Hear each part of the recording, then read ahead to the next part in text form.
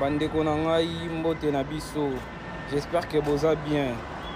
Sango ya matanga nauti kozwa bonga naza mwana yolo. Ndeko mwasi oyo bozomona natie na photo komona ye Dorcas. Ba empoisonné lobby poison ya coup direct. Selon l'information bapesi ngai, ndeko mwasi abimaki na bakamaradi na ye bakendaki komela soi-disant lisolo ya mobali. À ce qui paraît, bazolobaki andeki kobima na homme marié moko boye, donc il paraîtrait na bamasolo oyo batieli poison.